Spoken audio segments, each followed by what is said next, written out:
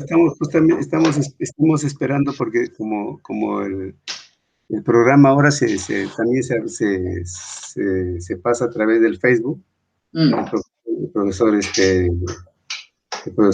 que se llama Jorge Fupuy, nos ayuda para que el programa sea difundido también por Facebook, porque lo han pedido, ¿no? Entonces esperamos la llegada de él también. Entonces, entre unos 6 y 5, hasta 6 y 10 podemos esperar. ¿Cierto? Certamente. Claro, claro, claro. ¿Dónde estás ahora? ¿Estás en Campinas o estás en Sao Carlos, en San Pablo? Ahora estoy en la casa de mi enamorada en Jundiaí, pero voy a trabajar ya en Sao Paulo.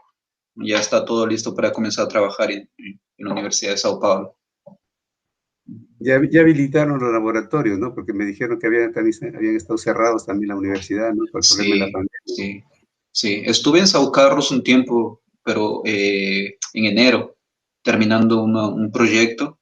Y sí, la mayoría de los laboratorios estaban cerrados y había mucha gente que se contaminaba en cada laboratorio. Entonces como que comenzó a dar un poco de miedo ir. Sí, sí. Ya me imagino también tremenda universidad tan grande. Sí.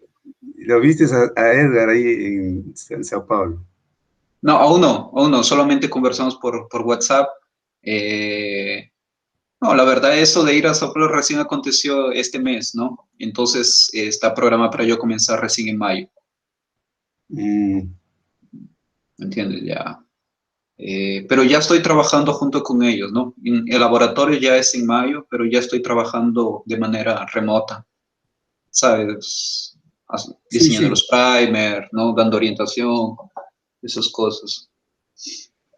Sí, yo por eso supe que estaba cerrada la universidad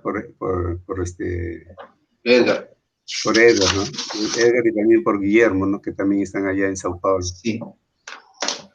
Y bueno, pues la verdad es que nosotros todos deseábamos lo mejor para ustedes porque venían unas noticias fuertes de ya que está muy difícil la situación, ¿no? Y que también vi que la universidad respondió con varios programas que se llama de educación no presencial, ¿no? Y habían hecho bastante, ¿no? Incluso han hecho reuniones, mítines, ¿no? Y interesante. Ahora ya se unió el profesor Jorge Fupuy, que te decía, nos acompaña. Jorge, buenas tardes.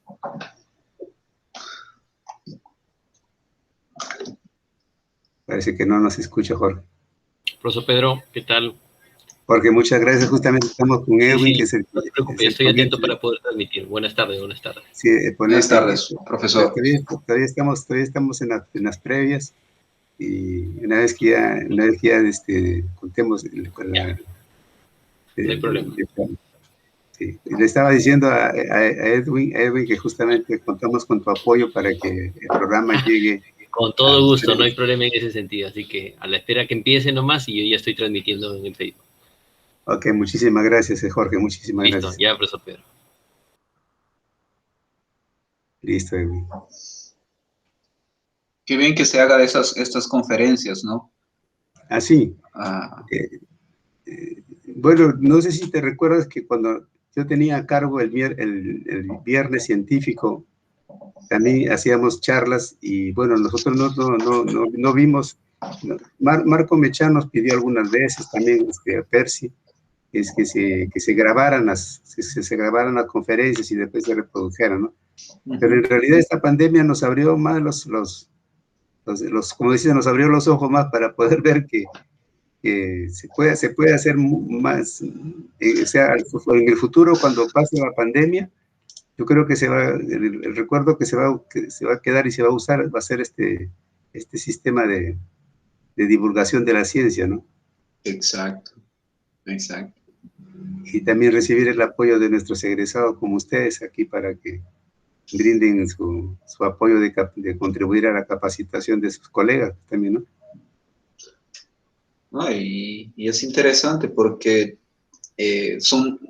más a mí me gusta por las preguntas, ¿no? Siempre tú estás, cuando tienes contacto con otros investigadores, otros de laboratorio, tú siempre conversas, pero cuando sales y expones tu trabajo afuera, es donde llegan las verdaderas preguntas, ¿no? Y te hacen pensar, te hacen un poco más, ¿no? Te despiertan.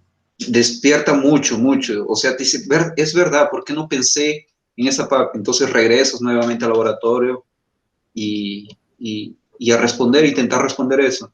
Pero también por la parte de los alumnos, ¿no? Porque, no sé, el público que tú estás transmitiendo es más a jóvenes, ¿no?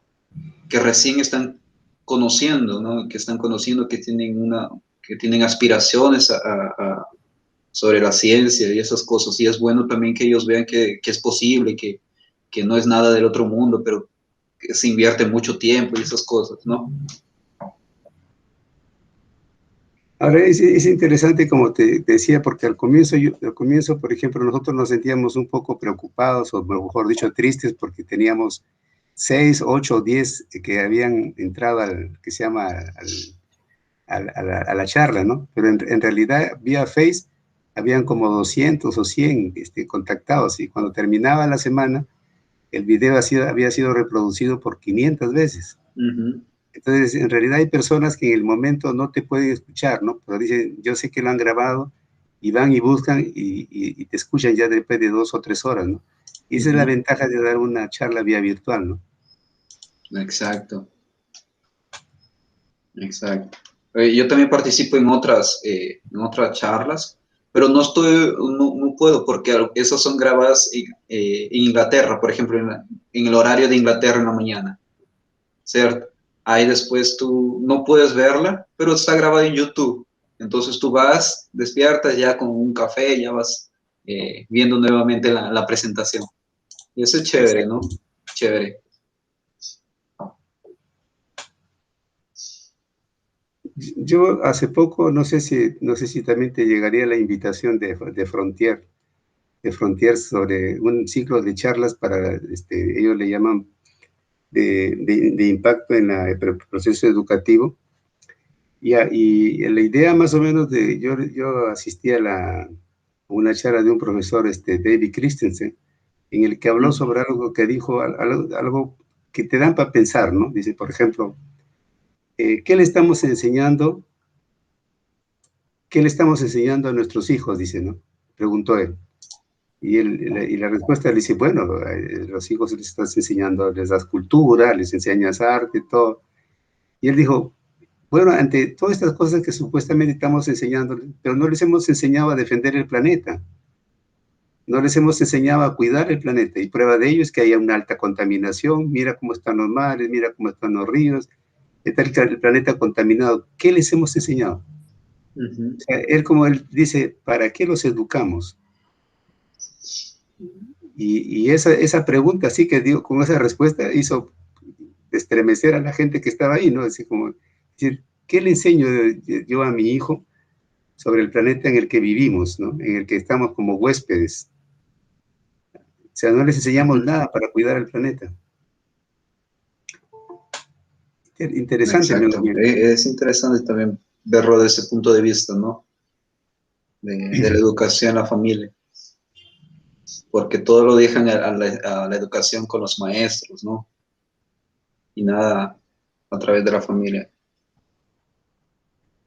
Y luego vino, bueno, la segunda charla que la dio un experto en genoma, secuenciamiento de última generación, también que dio buenas, sobre todo para el financiamiento, ¿no? De lo que antes parecía una idea, pues, ilusoria, ¿no?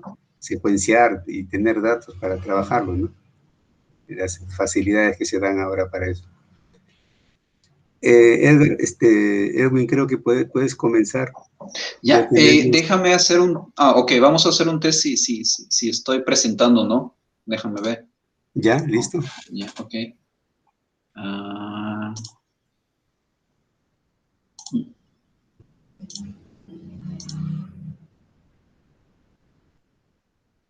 ¿Me avisas si puedes ver? Sí, estudio de biomolécula por criomicroscopía. Sí, sí, se ve clarísimo. ¿Cierto? Sí. Consigues ver, entonces. BLS.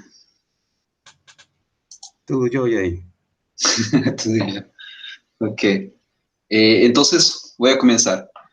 Sí, ok. Entonces, déjame por lo menos decir algunas palabras de introducción. Ok. Bueno, esta tarde nos acompaña el doctor Edwin de Siosuke ya, que está haciendo actualmente un postdoctorado en el Instituto de Química de la Universidad de Sao Paulo, en Brasil. Edwin se formó aquí en la Universidad Pedro Luis Gallo, en la Facultad de Ciencias Biológicas, y yo creo que para más detalles sobre su formación, le pido a Edwin que por favor nos haga una pequeña presentación con quién estamos conversando y qué esperamos esta tarde. Edwin, por favor. Gracias, Pedro, gracias. Bueno, buenas noches a todos. Aquí ya es noche. Actualmente me encuentro en Brasil, en Sao Paulo, y el día de hoy voy a traerle un estudio, ¿no? Un tema sobre una metodología que estamos utilizando en nuestro laboratorio, que estoy utilizando, la verdad, en los últimos 2 años o año y medio, tal vez, ¿no? Yo soy egresado de la Universidad Nacional Pedro Ruiz Gallo, en la Facultad de Biología. Llegué a Brasil y comencé un doctorado en lo que es biociencias en la Universidad Estadual de Campinas. Y terminé mi doctorado el año pasado y ahora estoy como postdoc, investigador postdoc en la Universidad de Sao Paulo, en el Instituto de Química, para trabajar un poco más sobre este tema y sobre lo que me he especializado, ¿no? No he especializado, sino que lo he trabajado más en estos años, que es proteína de membrana, complejos, biología estructural y esas cosas, ¿no? Entonces, ¿qué es lo que traigo hoy? Cuando Pedro me invitó, gracias Pedro por la invitación, pensé, porque ya he dado algunas conferencias, no sé si ustedes habrán visto, es sobre mi trabajo, ¿no? Sobre mi trabajo, qué es lo que hago aquí, sobre mi investigación, sobre proteína de membrana. Entonces, ya repetir eso nuevamente, entonces, como dije, mejor no. Entonces, voy a hablar un tema que por las conferencias que he visto, muchos han hablado, pero no se ha hablado en detalle, ¿no? Y es una cosa que también me gustaría hablar. Yo no soy un experto en criomicroscopía electrónica, pero sí he trabajado con ella. Entonces, puedo darles un poco más, un detalle más sobre esta metodología. Bueno, pero bueno, vamos a comenzar. ¿Qué es lo que es microscopía electrónica? Microscopía electrónica es una técnica, ¿no?, de biología estructural, así como la resonancia magnética nuclear, así como la cristalografía. Y esta técnica, ¿para qué se utiliza? Para resolver estructuras, ¿no? Básicamente es para resolver estructuras, solo que en condiciones diferentes. Esta técnica utiliza las muestras de proteína congeladas, ¿no? Congeladas y congeladas en solución. Luego, estas proteínas que son congeladas son vistas a través de un microscopio electrónico y de ellas se obtienen varias imágenes, ¿no? Imágenes, y a partir de esas imágenes se reconstruye la estructura de la partícula. Bueno, voy a explicar, obviamente, cómo es, pero solamente como un pequeño concepto, ¿no? Pequeño concepto de lo que es criomicroscopía electrónica. No son electrones congelados, no son microscopios congelados, sino ¿por qué es la terminología criomicroscopía? Porque la muestra se congela a temperaturas criogénicas, ¿no? Entonces, no son muestras así simples, temperatura ambiente, no, son muestras criogénicas. Es por eso que se llama criomicroscopía electrónica.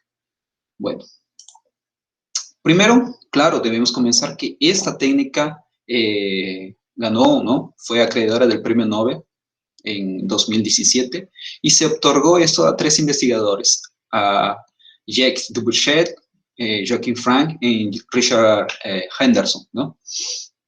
Ellos recibieron el Premio Nobel en Química en 2019 por desarrollar la criomicroscopía electrónica. y usar esa técnica para resolver biomoléculas en alta resolución, y estas moléculas estar en solución. Eso revolucionó toda la comunidad científica, ¿no? La comunidad de biología estructural que hasta el momento, no hasta el momento, sino que siempre había trabajado en lo que es biología estructural usando cristalografía o resonancia magnética nuclear, ¿no? Particularmente yo conocí a Joachim Frank, aquí, tuve la oportunidad de conversar con él en una conferencia que dio, y es muy interesante lo que él dice de las ideas que tiene sobre la criomicroscopía. Bueno, para no entrar en detalle, vamos a continuar. Bueno, ¿por qué se está usando mucho la criomicroscopía electrónica? ¿Por qué es tan popular, ¿no? Porque si tenemos en cuenta en este gráfico, a partir del año 1997, que es que la microscopía electrónica comienza a ganar un campo en la biología estructural, ¿no? Comienza a ganar un campo. Ya la cristalografía, ¿no? O la metodología por RMN, ¿no? También tenían mucho ámbito en la biología estructural. Pero la criomicroscopía llegó después. Nacieron juntas, pero solo se empezó a usar para ese tipo de resolución de estructuras, más o menos en la década de 1997, 98. Entonces, por ejemplo, estas curvas indican por el número de PDB depositados en el Protein Data Bank, ¿no? En número de estructuras. Y vemos que ha crecido enormemente el uso de la criomicroscopía para la resolución de estructuras depositadas en el PDB. Esta técnica se volvió tan popular que hasta existen memes sobre eso, ¿no? Sobre que los científicos están más enfocados en la criomicroscopía, están dejando de lado la cristalografía de rayos X y están olvidando la resonancia magnética nuclear. ¿Pero por qué? ¿Cuáles son las ventajas de esta técnica? Bueno, principalmente a diferencia que la cristalografía de rayos X, la criomicroscopía electrónica no necesita cristales, o sea, no vas a necesitar cristalizar la proteína, ¿no? Entonces, ese proceso de cristalización de la proteína llevaba mucho, mucho tiempo. A veces las proteínas no cristalizaban, agregaban esas cosas, ¿no? Entonces, ese es un beneficio, porque la criomicroscopía electrónica no necesita cristalizar, solo necesitas una muestra, ¿no? En estado líquido, en solución, ¿no? Y también es importante porque se permiten estudiar complejos dinámicos. ¿Cómo así? Por ejemplo, hay movimientos fijos, ¿no? De las proteínas, movimientos bien específicos de acción de la proteína, que no son fáciles de estudiar a través de cristalografía de rayos X.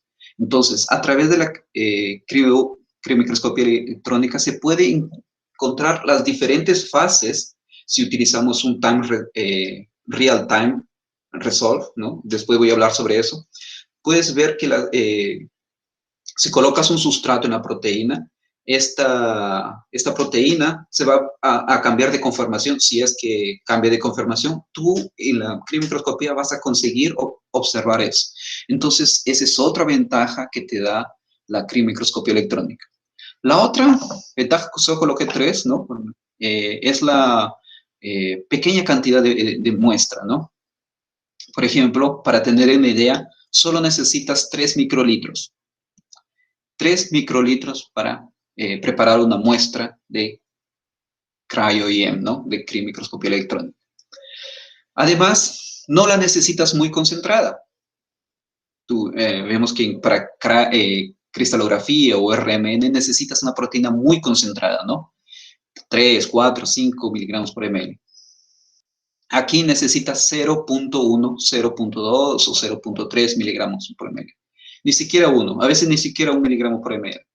Entonces, Esas son las ventajas. Es por eso que se está volviendo muy popular entre la comunidad científica. Ahora, en relación al COVID, también la criomicroscopía jugó un papel muy importante, porque ya en febrero del 2020, ¿no? Ya comenzaron a salir las estructuras del virus, ¿no? Del virus, de las proteínas Spike, y ya se iban resolviendo cada estructura del virus. Entonces, es fácil, porque tú solamente clonas la proteína, lo purificas y al microscopio. No necesitabas cristalizar, no necesitabas concentrar, no necesitabas nada. Entonces, eso facilitó mucho la búsqueda de fármacos, el estudio de sitios de actividad de esa proteína. Entonces, y por consiguiente del virus, ¿no? Estos PDB ustedes pueden encontrarlo en este portal, COVID Data Portal, ¿no? En este sitio web. Puedes observar las primeras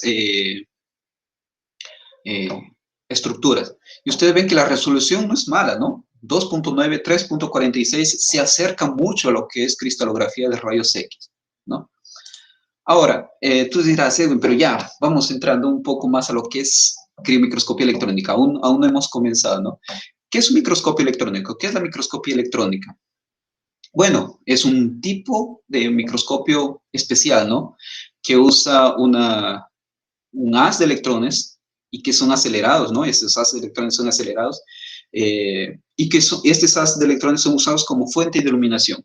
No sé si ustedes han visto un microscopio de luz, ¿no? La fuente de luz es la energía, ¿no? La energía luminosa, luz. Pero usan electrones como la fuente de iluminación, ¿no? Basándose también que la longitud de onda de los electrones son mucho menores, ¿no? Que la luz.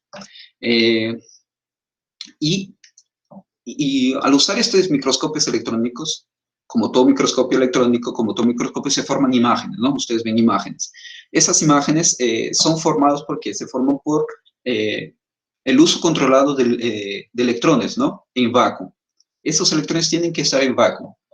¿Por qué? Porque los electrones pueden ser desviados fácilmente, son tan livianos que pueden ser desviados fácilmente.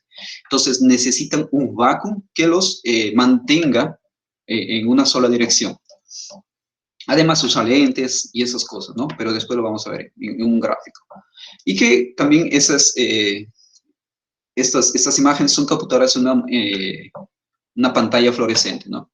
Existen dos tipos de microscopios electrónicos, el TEM y el SEM, ¿no? El Transmission Electron Microscope y Scanning Electron Microscope, ¿no? Microscopio electrónico de transmisión y microscopio electrónico de barrido, que se le llama, ¿no? En español. Ahora, aquí vemos una estructura más o menos de un microscopio electrónico, ¿no? Un TEM, que se le llama, un TEM.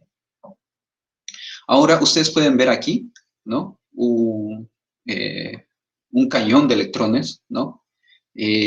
Básicamente, como cualquier microscopio, va a tener lentes también, ¿no? Pero estos son lentes magnéticos, ¿no?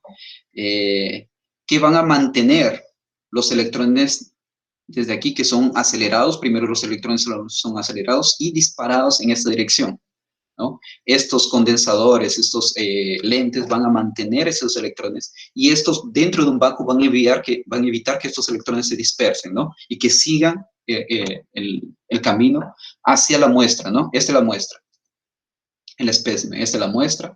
Entonces los electrones van a atravesar esa muestra y van a formar una imagen aquí al final. Este es un ejemplo de un microscopio electrónico, ¿no? Tradicional, que se usa normalmente para ver esos tipos de estructuras.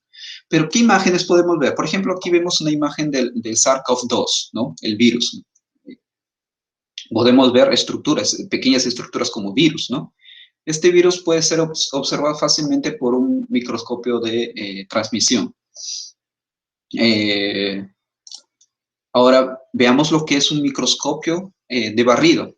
La diferencia que tiene es que las muestras pueden ser mayores, ¿no? Son mayores generalmente, ¿no?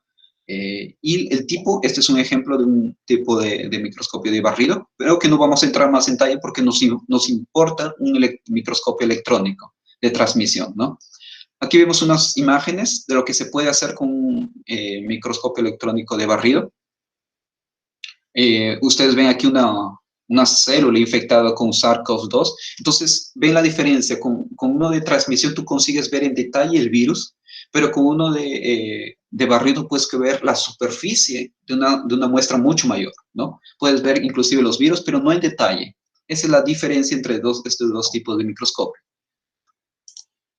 Ahora, para ya entrar un poco en lo que es algunos ejemplos de microscopía, tengo que hablar de negative staining.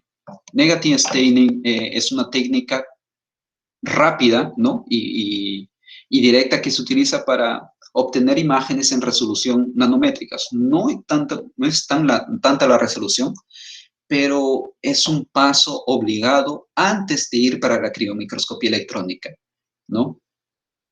¿Por qué? Porque aquí tú vas a obtener varias informaciones sobre cómo está tu muestra. Por ejemplo, la simetría, la morfología, el grado de agregación, la heterogeneidad, la interacción con anticuerpos o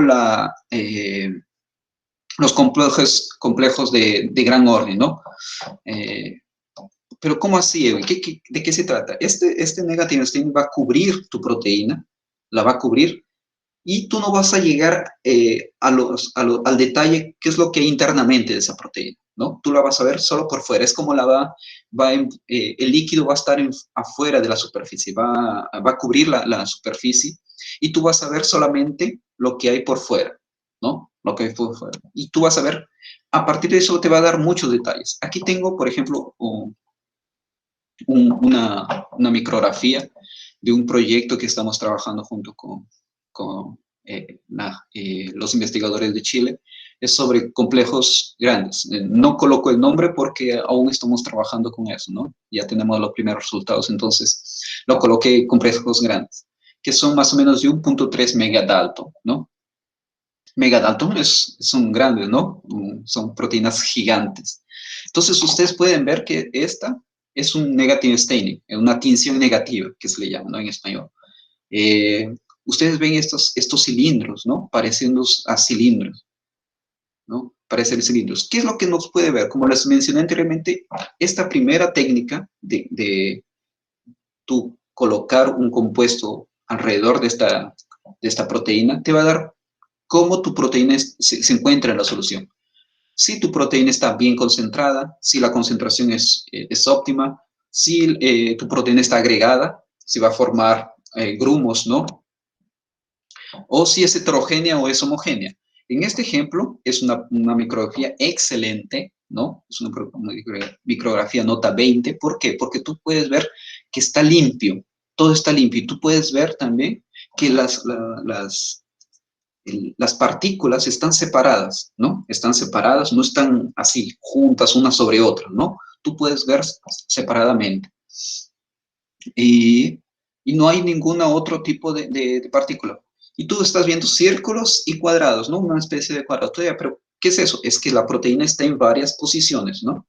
Esa es la ventaja de la microscopía. Tú puedes ver este tipo de proteínas en varias conformaciones.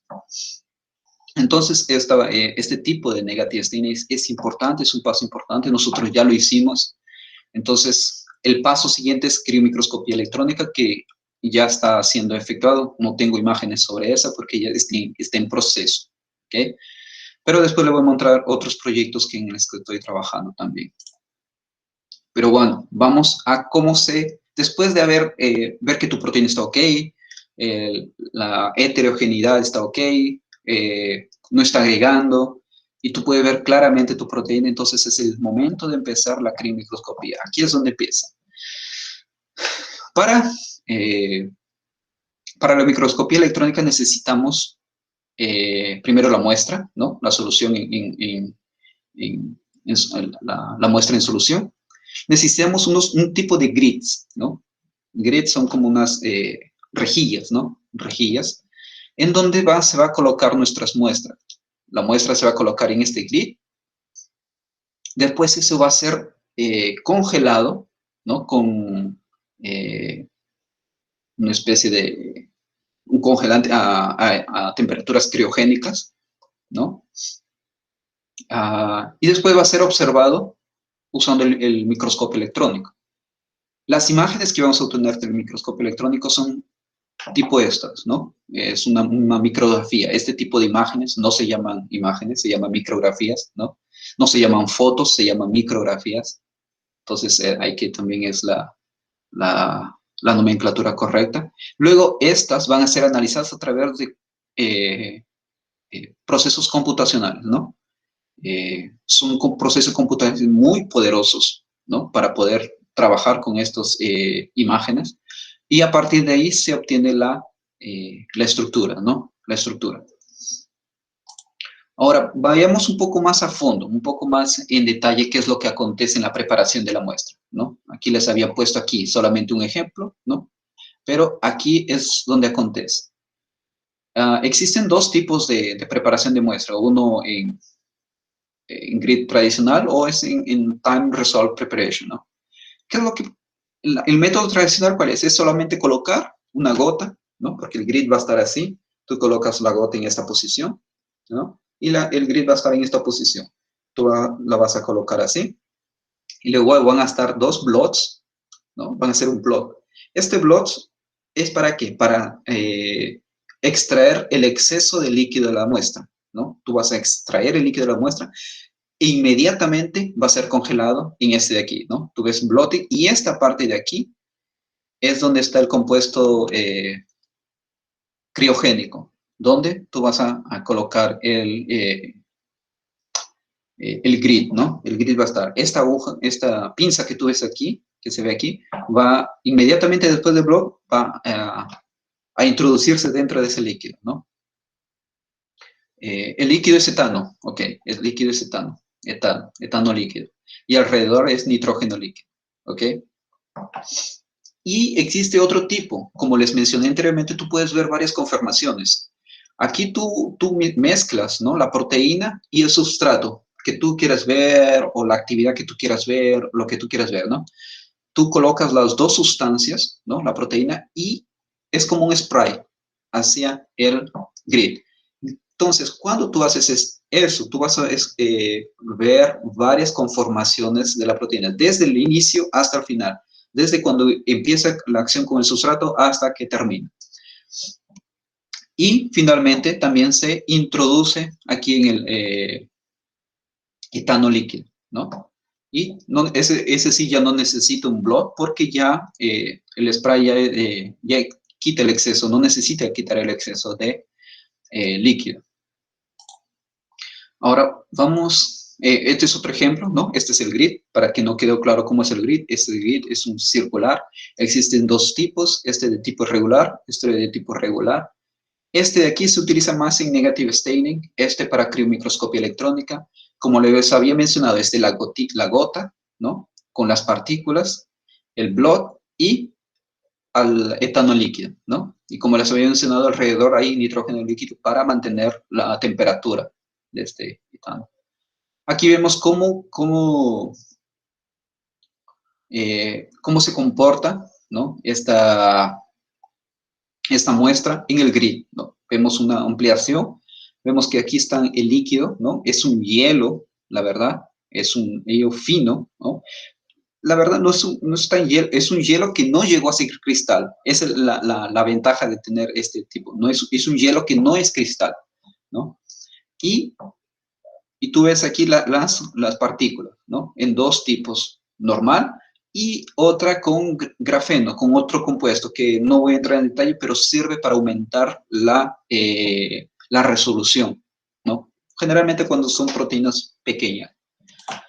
Ahora vamos un poco más a fondo de cómo acontece cuando tenemos las partículas en varias posiciones, ¿no? Que fueron congeladas y las se mantuvieron en una posición. Los electrones van a traspasar esto de aquí, y cuando traspasan van a formar imágenes dentro, en la pantalla, ¿no? Una proyección de cada uno. Luego, esa proyección, lo que hace el programa va a extraer cada partícula y va a juntarla, ¿no? Las que se parecen, y va a intentar reconstruir con todas esas imágenes un modelo. Aquí vemos en más detalle, ¿no? Por ejemplo, en varias posiciones vemos que existen varias imágenes. Ahora, existe otro tipo de microscopía electrónica, es el cryo-TEM, ¿no? Que es cryoelectron tomography, que es como tomografías, bueno, tomar tomografías de una partícula fija, ¿no? De una partícula fija. Generalmente son para proteínas mayores, para espécimes mayores, ¿no? Como paredes celulares, esas cosas, ¿no? Donde también se puede obtener información acerca de las proteínas de la membrana.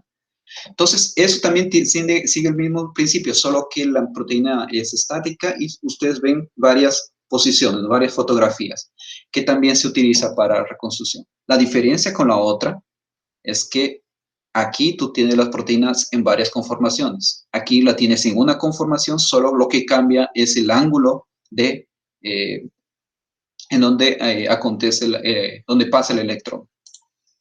Ahora, aquí hay algunos ejemplos de la metodología que se utiliza, ¿no? Por ejemplo, aquí voy a dar más detalles. Por ejemplo, esa es una micrografía. Aquí tenemos 502 micrografías. No siempre va a ser así, va a ser generalmente más de 1000 y tantos micrografías, ¿no? Se usan programas, software como CryoSpark, ¿no? Relion, como aquí vemos, ¿no? CryoSpark. ¿Qué es lo que hace? Ese programa va a obtener, va a hacer se llama picking, la verdad, un picking, va a encerrar cada partícula. Después, ¿qué es lo que va a hacer?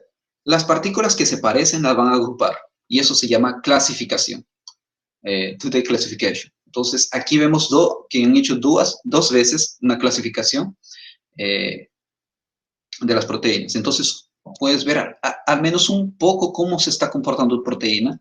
Y en una segunda clasificación, tú ves aquí que las partículas son 132.713 partículas seleccionadas para hacer este tipo de clasificación. Una vez que tú clasificas, ¿no? Seleccionas las proteínas en varias conformaciones, ¿no? Las que se parecen. Luego va a un refinamiento 3D. ¿Qué es lo que hace? Estas proteínas, estas clases se van a juntar. Y el programa va a encontrar diversas conformaciones basadas en la clasificación. Por ejemplo, aquí tenemos la primera, ¿no? La primera proteína. El primer modelo de la proteína, ¿no? A 3.8 Armstrong. ¿Qué es lo que hace? Después vas a colocar un mask, ¿no? ¿Cómo se dice? Colocar un límite de resolución, ¿no? Y luego este modelo va a ser confrontado nuevamente con las partículas. Entonces ahí vamos a obtener la estructura de esta proteína. Este es hecho en Relion, ¿no? Y a 3.86 Armstrong de resolución. Ese es básicamente el proceso, ¿no? Que tú vas a observar en cada proceso de criomicroscopía. Siempre vas a tener un software que vas a necesitar, ¿no? Para conseguir procesar estos datos. Ahora, no solo necesitas los software, más también necesitas otras cosas. Por ejemplo, un microscopio potente. Como es el más poderoso actualmente, es el Titan Krios, ¿no? El Titan Krios es un super microscopio que se utiliza para microscopía electrónica. ¿Qué más necesitas? O servidores o workstation que tengan una capacidad de computacional enorme. Por ejemplo, 2 placas súper potentes de video, que tengan muchos núcleos, más de 100 gigas de RAM, por ejemplo, más de 100 gigas, que es lo mínimo, ¿no? Más de 100 gigas de RAM, y que y tenga mucho espacio. Por ejemplo, 80, 90, 100 terabytes de espacio disponible, porque la colecta de imágenes, esas imágenes no son simples, ¿no? Son imágenes que pesan, una colecta puede llegar hasta 20 terabytes, ¿no? 20 terabytes para una colecta. Entonces necesitas muchos recursos. Y además de eso necesitas dominar software como Relion, ¿no? Relion o CryoSpark. Existen otros, Eman o iMagic, y esas cosas, ¿no? Existen otros software. Sobre el Titan, hay una cosa que quiero contarles, que el Titan, este es un mapa que nos indica dónde existen Titan, ¿no? ¿Dónde están esos Titan Cryos? Vemos que la mayoría está en Estados Unidos, Europa, y solo uno está en Sudamérica. Y ese Titan está en el Laboratorio Nacional de Biociencias, en Campinas, ¿no? Y ahí es donde hacemos nuestros análisis de las proteínas, las colectas de las imágenes. Entonces, solo un Titan aquí en América del Sur. Eso solo como curiosidad, ¿no? Para que ustedes vean. Y un Titan de estos es muy costoso, en la cifra de billones, ¿no? De billones de dólares.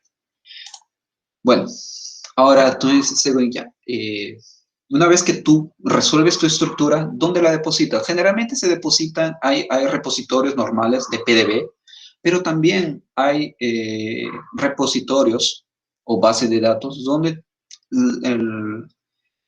los investigadores que consiguieron resolver la estructura pueden subir las imágenes, ¿no? Ellos suben las imágenes, las micrografías, las suben y están disponibles para que tú practiques y resuelvas las estructuras.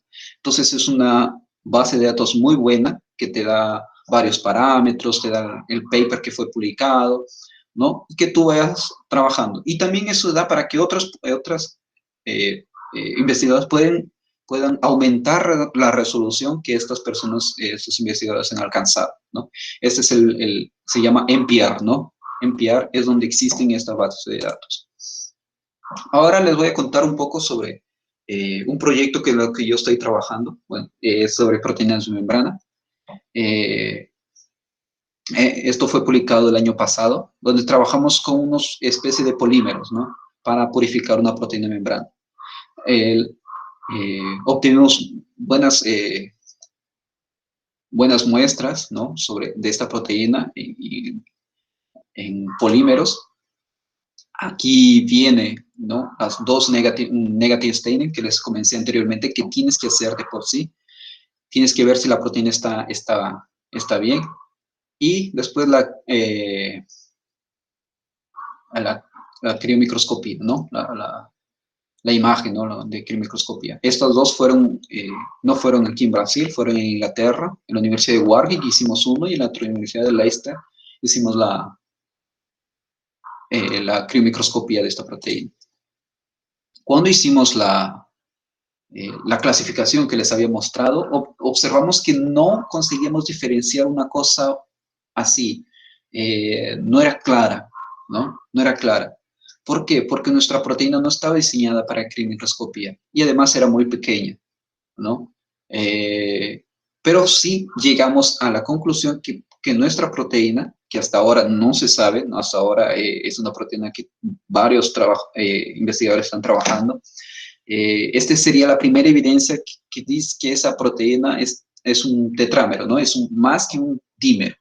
¿No? Es una proteína llamada MPC2, Mitochondrial Pyruvate Carrier 2, es un transportador de piruvato. Entonces, a través de esta clasificación conseguimos llegar por lo menos a un resultado sobre la organización estructural de esta proteína, pero no nos dio suficiente resolución para resolver la estructura. ¿Por qué? Porque necesitamos imágenes fijas, y estas, tú ves un poco medio borrosas, ¿no? No tan claras, es por causa de la GFP. GFP es con el linker que le colocamos para purificar esta proteína, es muy flexible. Entonces, las imágenes no van a ser separadas correctamente, ¿no? Entonces, por eso tú ves un poco este tipo de borroso, ¿no? En cada una de ellas. Otro proyecto en el que estoy trabajando es sobre filamentos, ¿no? Filamentos que son importantes en lo que es el cáncer, ¿no? La apoptosis. Entonces, estos filamentos se publicó hace muchos años en un PNAS del mismo grupo sobre esta estructura, ¿no? Pero solo se publicó negative stain. Solo se publicó porque no se obtenía, ¿no? Para producir estos filamentos no era una cosa fácil, no era sencilla. Entonces comenzamos a trabajar hace un año y conseguimos obtener ya imágenes nuevas de negative staining y imágenes por microscopía electrónica, que también, que estas imágenes sí se obtuvieron en Brasil, ¿no? Aquí en Brasil, en el LNNano, ¿no? Laboratorio Nacional de Nanotecnología.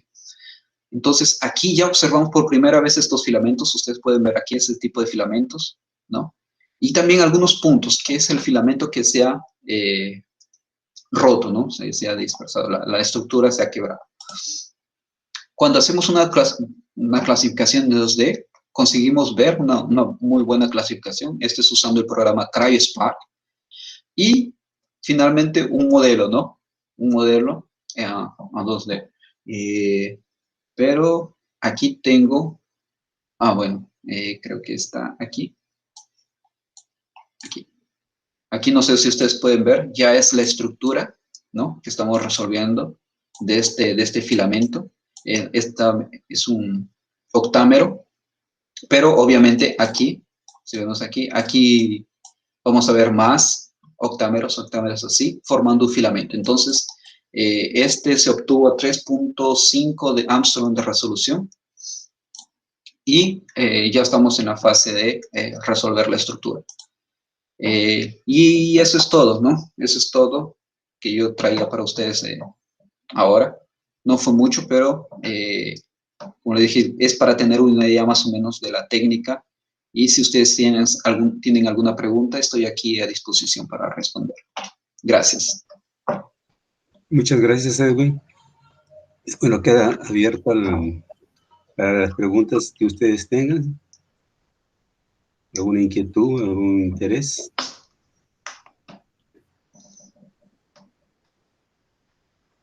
Buenas tardes, tengo una pregunta. Adelante. Sí, el negative stain, o sea, si uno hace un trabajo hasta negative stain, ¿está hasta la mitad? ¿O hasta ahí uno obtiene una resolución buena, se puede decir, de una estructura? Ok, con negative stain tú puedes llegar hasta 20, 15 Armstrong de resolución, que no te va a dar mucho para llegar hasta los átomos, ¿no? de los aminoácidos. No vas a obtener mucha información, solamente la información sobre este tipo, ¿no? de cómo se observan las muestras. Tú puedes generar un modelo basando de... yo obtuve un modelo usando estas partículas, ¿no? 1000 partículas usé para generar un modelo, solo que formateé mi computador y perdí ese modelo, pero puedo procesarlo nuevamente, ¿no? Pero sí, puedes obtener un 20 Armstrong de resolución, básicamente, sería lo que tú puedas llegar, 15 como máximo, pero no te va a dar para llegar hasta un máximo detalle, ¿no? Solamente te va a decir cómo es tu proteína, la simetría, eso es importante. Negative stain te permite ver la simetría de la proteína, ¿no? Para después dar el salto a criomicroscopía, donde ya es una mayor tecnología. No necesitas teñir la proteína, es solamente la proteína en solución. Ahí sí ya obtienes una resolución suficiente, 3, 2 Armstrong de resolución.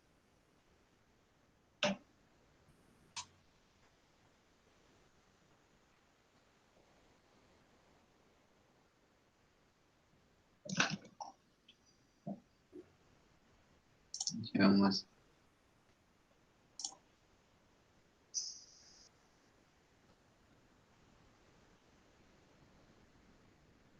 ¿Respondí tu pregunta o alguna otra pregunta? No sé. Sí, muchas gracias. Ok. Ok, Edwin, aparentemente no hay más preguntas. Buenas, profesor, buenas noches. Damaris, adelante. Sí, profesor. Buenas noches, Edwin. Hola. Quisiera hacer esta pregunta. ¿Crees tú que con el tiempo esta técnica logre reemplazar a la cristalografía o qué cosa lo podría hacer particular y no pueda lograr ser reemplazada por la criomicroscopía? Yo creo que es una, gracias por la pregunta, yo creo que va a ser una técnica paralela, pero eh, esta técnica está avanzando, no se ha quedado ahí, sigue avanzando con los detectores de cámara, por ejemplo, está aumentando la resolución. Hace poco se publicó un paper que llegaron a menos de 2 Armstrong de resolución, entonces ya están llegando a la resolución de cristalografía de rayos X. El problema con esto, una desventaja es que no puedes resolver estructuras pequeñas, muy pequeñas. El máximo que se ha podido resolver es 30 Armstrong, no recuerdo muy bien, 30, 40 Armstrong, 40 kilodalton, disculpa.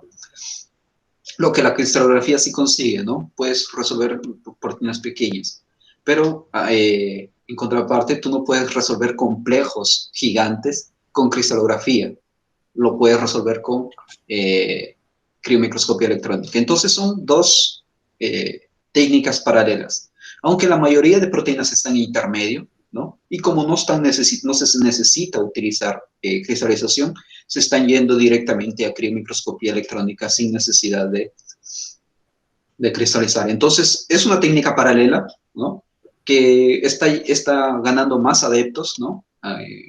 Más adeptos, más gente quiere trabajar con criomicroscopía, más con las proteínas de membrana que son difíciles de purificar y difíciles de cristalizar, ¿no? Difíciles de obtener una producción mayor.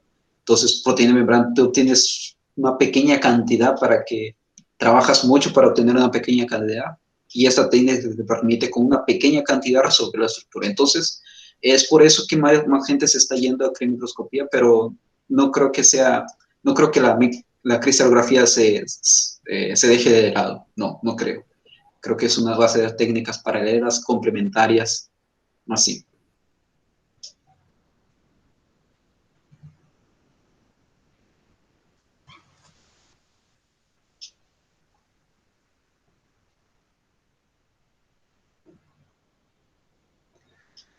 Ok, Edwin, no hay más preguntas. A nombre de la facultad y en particular a nombre del señor decano de la Facultad de Biología, profesor doctor Jorge Chanamé Céspedes, te damos las gracias y oportunamente te vamos a alcanzar tu certificado de participación en Biología Sin Fronteras. Gracias por el aporte y adelante siempre, ¿no? Un fuerte abrazo desde Perú, un fuerte abrazo. Fuerte abrazo, Pedro. Muchas gracias. Gracias a todos por estar presentes. Gracias.